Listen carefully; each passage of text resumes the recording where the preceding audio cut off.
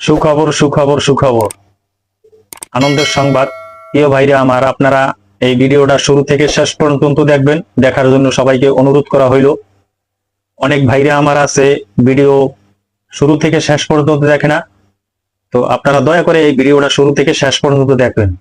কারণ আপনারা যদি আমার কথাগুলো পুরোপুরি না শোনেন, তো আপনারা কিছুই বুঝতে পারবেন না।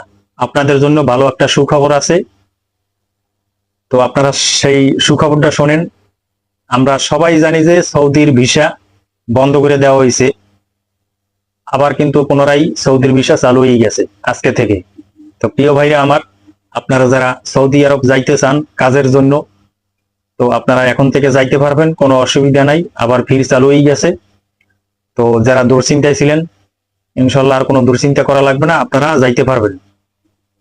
তো আপনারা যারা এই ভিডিওটা দেখবেন, অবশ্যই সবাই লাইক কমেন্ট শেয়ার করে দেবেন, সবাইকে দেখার সুযোগ করে দেবেন। প্রিয় ভাইরা আমার, সাময়িক সময়ের জন্য সৌদি ভিসা যখন বন্ধ হয়ে যায়, আমরা অনেকেই আছি দুশ্চিন্তায় ভরে গেলাম।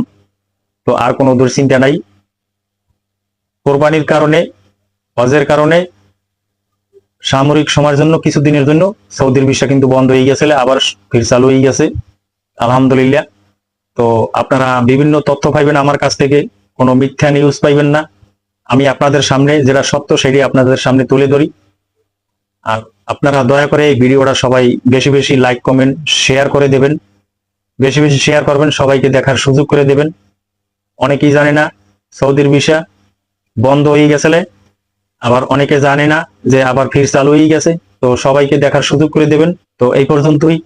আসসালামু আলাইকুম ওয়া রাহমাতুল্লাহি ওয়া বারাকাতুহু। আল্লাহ হাফেজ।